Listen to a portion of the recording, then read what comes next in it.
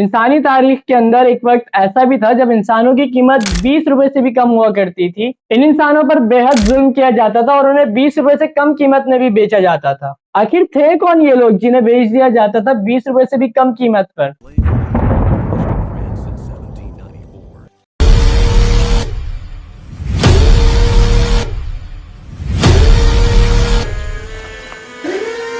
Today, I had all our slaves branded.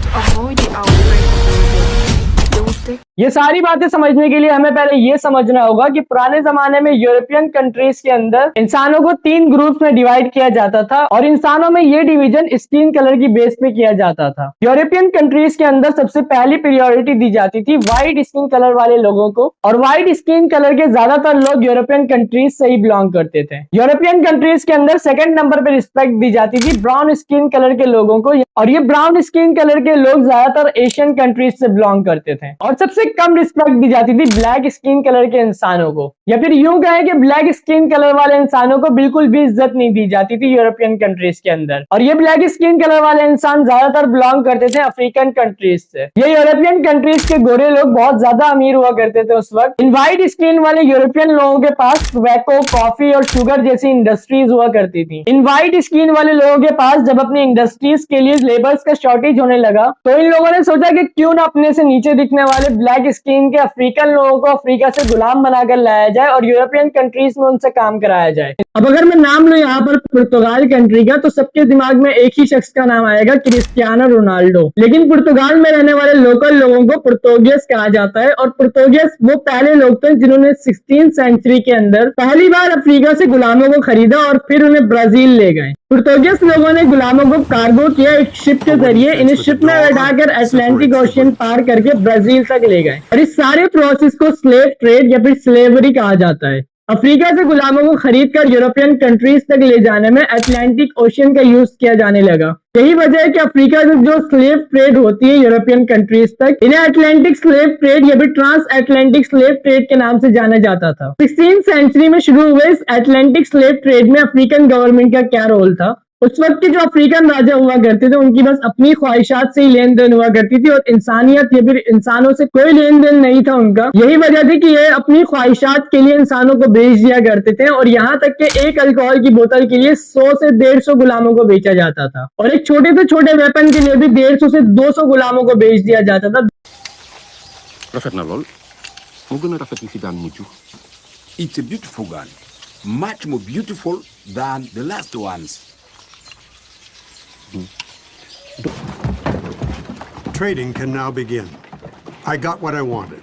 We can choose the slaves ourselves, and King Pepel has authorized us to trade with the natives. France in 1794, Napoleon re-established it.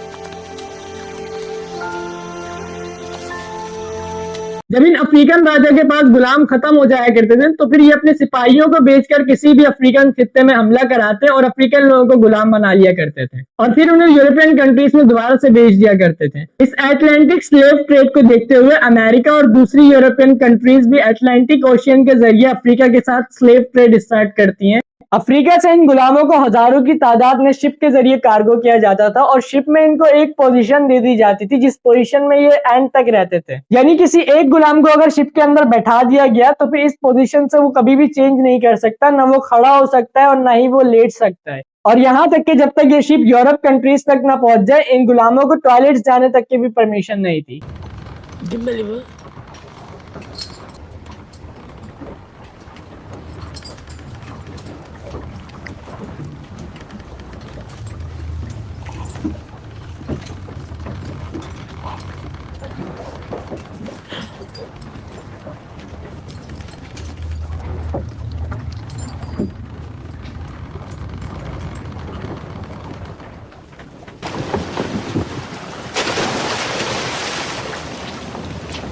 In slaves को Africa से European countries ले जाने के बाद coffee, tobacco, cocoa, sugar, cotton plantation, gold and silver mines और rice field जैसी industries में इनसे काम कराया जाता था। और जो भी गुलाम इन यूरोपियन कंट्रीज से भागने की कोशिश करता उसे सख्त से सख्त सजा दी जाती थी ताकि कोई और गुलाम ये गलती दोबारा ना करे। 17th सेंचुरी में ये यूरोपियन लोग इन गुलामों को अपनी प्रॉपर्टी समझा करते थे, यानी कोई स्लेव मदर से कोई न्यू बोर्न बेबी होता तो वो भी इनका गुलाम बन जाया करता था। 16th, 17th, 18th और 19th सेंचुरी में ऑलमोस्ट 12.5 मिलियन लोगों को अटलांटिक स्लेव ट्रेड के जरिए यूरोपियन कंट्रीज तक ले जाया गया और इनमें से 10.7 मिलियन लोग अमेरिका गए गुलाम बनकर इन 400 सालों के अंदर। इन सारे स्लेव ट्रेड के बीच ऑलमोस्ट 1.2 मिलियन गुलाम से लेकर 2.4 मिलियन गुलाम तक मारे गए।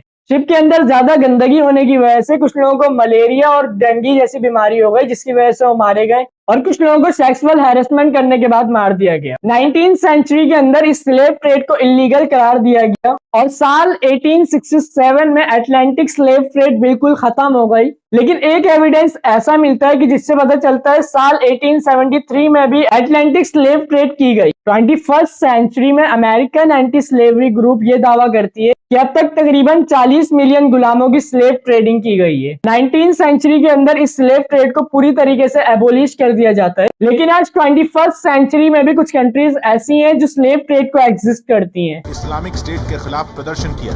लंदन की सड़कों पर मंगलवार रात ये नजारा दिखा जब काले बुर्के में महिलाएं सड़कों पर जंजीरों में बंधी थीं और कुछ लोग उनकी बोली लगा रहे थे। लंदन की संसद के बाहर सड़क पर इस तरीके से प्रदर्शन नहीं, एक आतंकी अपनी पिस्टल के बदले लड़की को खरीदने की बात करता दिख रहा है। जिसमें देखा जा सकता है कि स्लेव ट्रेड की मार्केट लगा के लोगों को बेचा जा रहा है। अब कुछ लोग सोच रहे होंगे कि स्लेव ट्रेडिंग करने वाले लोग मुसलमान हैं, लेकिन क्या कहता है इस्लाम स्लेव ट्रेड के बारे में, आइए समझते हैं। तमाम मुसलमान इस्लाम के अंदर पैगंबर मोहम्मद सल्लल्लाहु अलैहि वसल्लम को ही फॉलो करते हैं। पैगंबर मोहम्मद सल्लल्लाहु अलैहि वसल्लम अपनी वफात से चंद रोज पहले मुसलमानों को एक खास पैगाम देकर तमाम मुसलमानों को एक जगह जमा होने का हुक्म देते हैं। 7th सेंचुरी में उस वक्त के मुसलमान एक जगह जमा होते हैं और इस मकाम का नाम होता है मकाम अरफात। मकाम अरफात पे इस वक्त ऑलमोस्ट 1.25 लाख मुसलमान जमा होते हैं। पैगंबर का ये आखिरी खुतबा इंसानी तारीख का एक बेहतरीन खुतबा माना जाता है। इस खुतबे में पैगंबर मोहम्मद सल्लल्लाहु अलैहि वसल्लम मेन टॉपिक बनाते हैं इस्लाम और ह्यूमैनिटी को, और वो ये फरमाते हैं कि किसी अरबी को किसी अजमी पर फजीलत हासिल नहीं, किसी अजमी को किसी अरबी पर फजीलत हासिल नहीं, और किसी गोरे को किसी काले पर फजीलत हासिल नहीं। इसी तरीके से किसी काले को किसी भी गोरे पर फजीलत हासिल नहीं। अगर पैगंबर की इस बात को सामने रखें तो वो जो यूरोपियन कंट्रीज में कलर डिवीजन को लेकर लोगों को डिवाइड किया जा रहा था वो बिल्कुल गलत साबित होता है इस्लाम में। इसके बाद पैगंबर मोहम्मद सल्लल्लाहु अलैहि वसल्लम फरमाते हैं कि गुलामों के हुकूक का ख्याल रखना और उन पर जुल्म न करना और उन्हें उनका हक देना। इस्लाम में ये स्लेव ट्रेड एक बहुत गलत चीज है। बहुत से लोगों के जहन में एक लॉजिकल सवाल आ रहा होगा कि किस तरीके से 1.25 लाख लोगों को एक साथ एक ही बात पैगंबर एक ही वक्त में पहुंचा सकते थे उस टाइम पे, क्योंकि 7th सेंचुरी में लाउड स्पीकर जैसी कोई भी टेक्नोलॉजी नहीं थी। लेकिन हाँ, एक तरीका था जिसके जरिए पैगंबर ने मकाम अरफात पे खड़े तमाम लोगों तक ये बात पहुंचाई। पैगंबर बाकी तमाम लोगों से एक ऊंचे मकाम पर खड़े हुए थे। पैगंबर अपने राइट पोजीशन पे मूव करते हैं और राइट साइड पे जितने भी लोग खड़े थे उन्हें 3 बार एक ही बात दोहराते हैं, जिसमें से राइट साइड पे खड़े कुछ मुसलमान पैगंबर की बात को सुन लेते हैं तो वो अपने पीछे खड़े लोगों तक ये बात पहुंचाते हैं। इसी तरह फिर पैगंबर अपने फ्रंट पोजीशन पे आ जाते हैं और सामने खड़े लोगों तक ये बात पहुंचाते हैं, और सामने खड़े लोग जितने भी ये बात सुन लेते हैं वो अपने पीछे खड़े हुए लोगों तक ये बात पहुंचाते हैं। और इसी तरह फिर पैगंबर अपनी लेफ्ट पोजीशन में आ जाते हैं और लेफ्ट साइड पे जितने भी लोग खड़े थे उन तक बात पहुंचाने की कोशिश करते हैं। लेफ्ट साइड पे नीचे खड़े हुए जितने भी लोग थे जिन्होंने ये बात सुनी वो अपने पीछे खड़े लोगों तक ये बात पहुंचाई। इसी तरीके से 1.25 लाख लोगों तक एक ही वक्त में एक ही बात को पहुंचा दिया गया सही तरीके से।